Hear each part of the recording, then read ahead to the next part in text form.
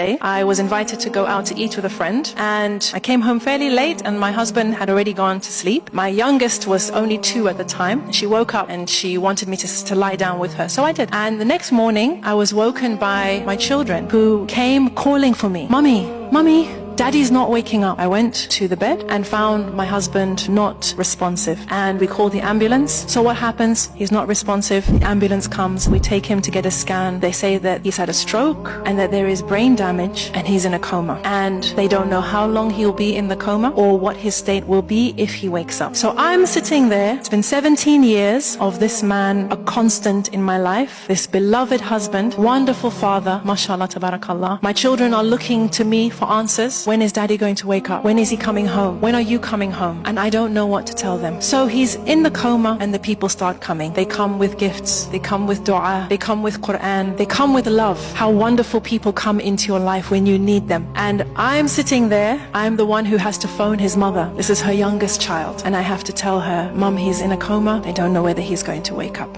I have to hear a mother's heart breaking. And I have to go through all the scenarios. What if he stays in a coma for 3 years? What happens then? You know, there's an interesting thing that people do when somebody is in a coma. They come and they tell you miraculous stories. I knew someone, they were in a coma for 6 months. Wallahi. And they woke up and they were fine. Sister, you'll be okay. Sister, I heard about someone whose husband was in a coma for 3 years. Wallahi. And when he woke up, everything was okay. They had another baby last year. They think this is comforting.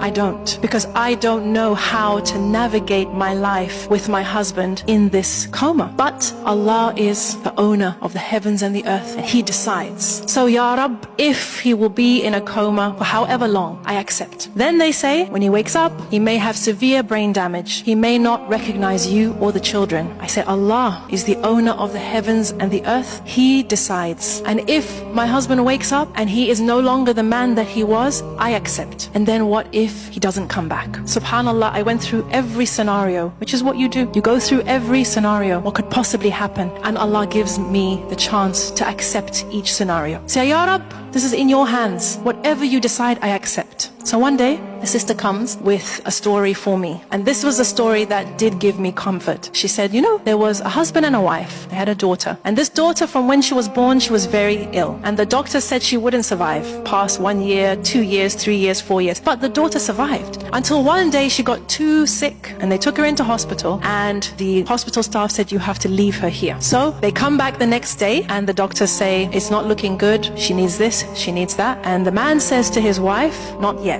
They come back the next day, the doctors tell them the prognosis. The man says to his wife, not yet. Then they come back the next day and the hospital staff tell them that their daughter has passed away. And the husband says to his wife, now. And they both fall into sujood of shukr. The hospital staff are shocked. Your daughter's just died. You're making sujood of shukr. What's happening here? And the parents explained and they said, Allah blessed us with this child for 5 years, 6 years, longer than the doctors said. We were blessed to know her, to love her, to get the ajr of caring for her, of making sure she was comfortable. This is something to be grateful for. And if Allah subhanahu wa ta'ala decides to take her back, we decided we would only embrace gratitude. We would truly embody Alhamdulillah ala kulli hal. So when after 2 weeks I got the phone call and the doctor said that we tried to revive him, but your husband is no more. Your husband has returned to Allah. I said, Inna lillahi wa inna Ilيه raji'un. Thank you. I put down the phone and I went into sujood of shukr. Because of the 17 years, because of the 5 children, because of the love and the memories and the solace and the garment that I was blessed with for 17 years was on loan to me. Brothers and sisters, we as human beings are ungrateful. If you go to the bottom of almost all our issues, you'll find ingratitude, taking things for granted, thinking we deserve more. Why should I not have what so-and-so has, what I used to have, what I have always dreamt of having? We take for granted the people in our lives, and that includes our spouses. And to be honest, my hunch is that we take for granted our spouse more than everybody else. Why do I tell this story? Because I want